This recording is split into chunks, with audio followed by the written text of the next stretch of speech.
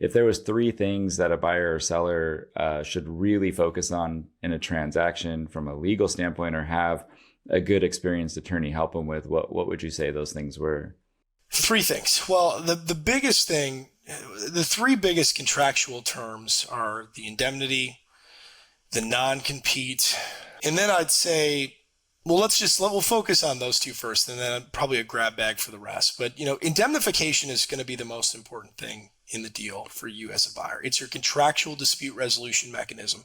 It's the only thing that's really going to save you after closing if there are issues. The high level overview of what indemnity is it's a contractual dispute resolution mechanism that's built in to provide you with remedies if the seller does one of a couple things, or if there are one of a couple issues with the business after closing. The first is the seller is going to make a set of representations about the business. Those reps are going to be everything from the fact that they actually own the business, really core fundamental pieces of the business, all the way to, less important stuff like, do they know that employees are going to leave, contracts, are they all effective, a variety of things, environmental benefits, tax. And to the extent that they make statements in those reps and those reps turn out to not be true after closing, you then can utilize your indemnification provision to potentially recover some of the value that you lost as a buyer. And those reps, it gets negotiated, but not all of them survive for the same amount of time. Like, obviously the fact that they own the business at all is a fundamental rep that should survive for a very long time. If it turns out Aunt Sally comes out of the woodwork and she owns 25% of the business and says, hey, Jared, I know you think you bought this business, but I actually own 25% of it. You should be able to recover for that for a long time and uncapped.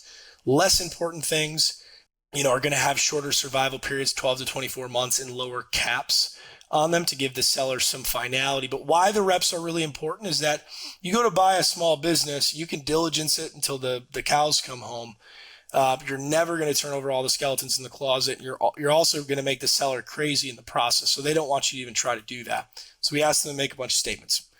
That's really important. Covenants. There are a number of things that we ask them to do or not do as a seller in the transaction. The most important covenant is the non-compete.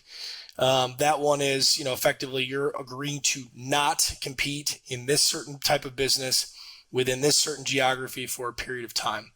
If they breach that, then you also can utilize the indemnity provision to potentially recover. And then it covers off fraud and a number of other things. You can have specific line item indemnities if there are known issues with the business. But why indemnification is important is it's going to create the pathway for you to recover. Now, having those claims, let's say Aunt Sally comes out of the woodwork, she owns 25% of the business, and you say, okay, great, I've got an indemnity claim.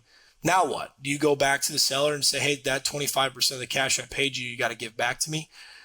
That's not going to go well, right? Mr. Seller is going to probably fight you on it at best, and at worst, they're not going to have the money.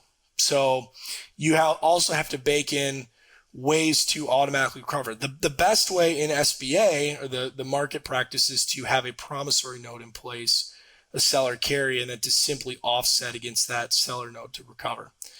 So that's really important. The non-compete, which I just mentioned a second ago, is also very important. One of the biggest issues we see in these deals is the seller sells the business, and then 6 months later, they sell the ice cream business, and 6 months later they want to, operate a frozen yogurt business, and they're trying to take your customers, they're trying to take your employees, your suppliers, creates a big mess. We see that way too often. So making sure you've got a really strong non-compete in place is important.